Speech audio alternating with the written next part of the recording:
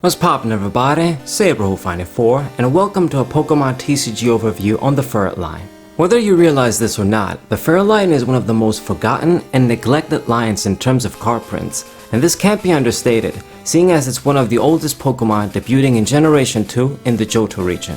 Furret itself only has 9 different prints to its name, such a low amount that I had confidently guessed even newer similar lines must have more prints. I wasn't far from the truth as I verified Linoone and Bibarel have more prints, and even Watchog with 7 cards is so close given it's a Gen 5 Pokemon.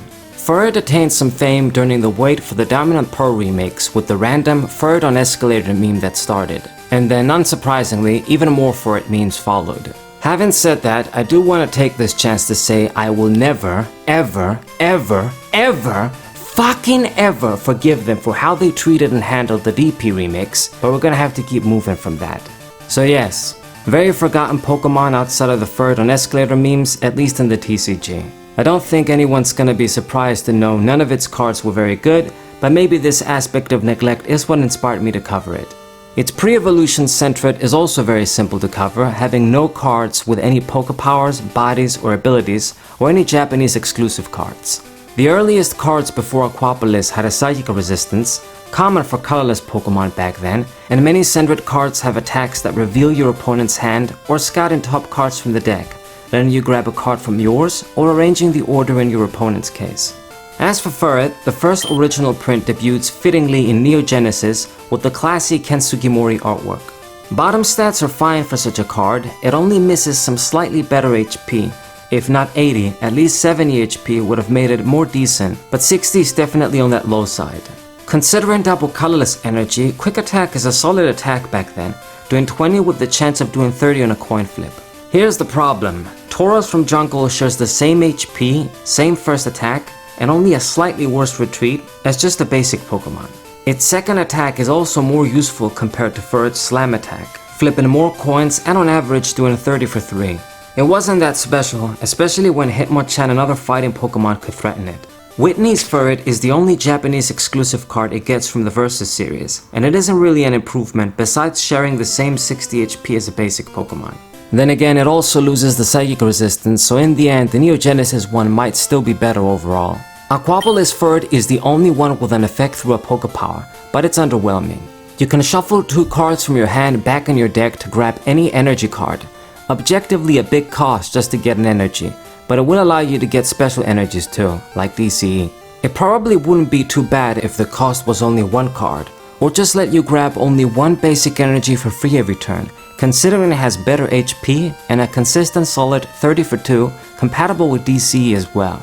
We do need to keep in mind though that by this time, the standards for cards were going up slightly as well. The Grand and Epic EX era gave it 2 cards, an okay amount since it wasn't a Gen 3 Pokemon I suppose, with the first one in EX Team Rocket Returns. Stats are okay for a stage 1 in that period, but the attacks are quite iffy.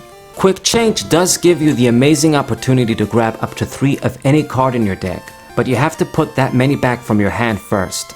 It can still be useful given the nature of the era, but it's also true that there were many other cards more effective in fetching you cards. Quick Tail Smash isn't an improvement over the Aquapolis Furret, and you could argue is even worse, considering Gen 3 was a newer format, and you didn't even have DCE like before. It does the same 30 for 2 and only gives you the chance to do 80 if you get heads. The problem is that this amazing damage has a drawback too. If you get tails, you do nothing instead. A straight 40 for 2, or just the chance to do 40 on a coin flip, would have made it more consistent. EX Legend Maker Furret is more workable as an attacker, having a do the wave attack, but as it maxes out at 60 and other Pokemon can hit for that, isn't anything unique. Body Slam is also a standard coin flip attack with a chance for paralysis while doing a little bit of damage. Once again, if only do the wave started at 20 base damage instead of 10, it would have been more respectable. Since other Pokemon can do 60 for 3, some of them more consistently even, this card doesn't stand out much once again. Gen 4 was the last time Furret would see more than 1 card in an era, and Secret Wonders Furret might just be the best Furret card. 90 HP is a solid range for a stage 1 in that era, seeing as some stage 1s still had 80, but Kenai is definitely the best aspect of this card.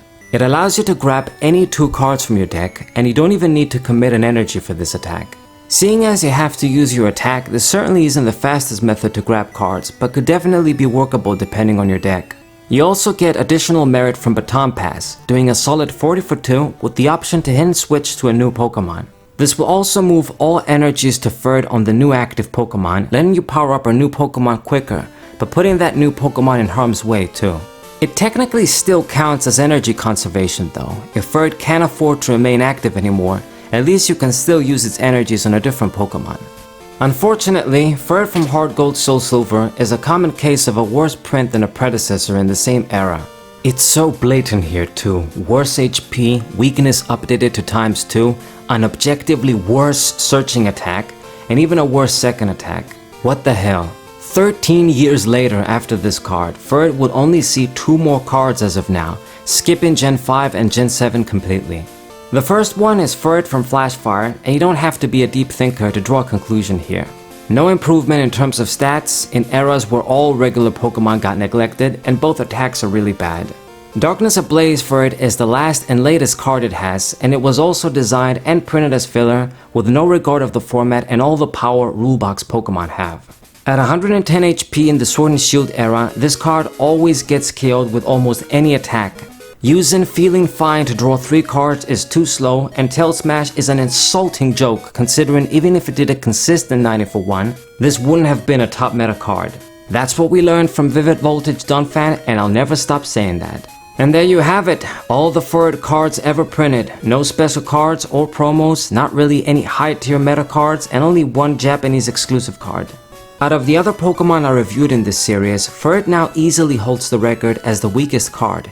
Even Dewgong and Skarmory had more to show than this. I suppose being dominant in the realm of Pokemon memes is what Furret is about now, but it would be good if we could see some really good cards eventually. I mean, if they can give some to Bibarel, they can give something to Furret too.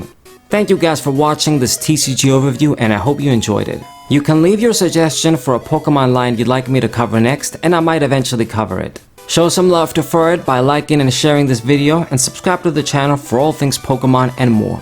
Saber 4 Wazai!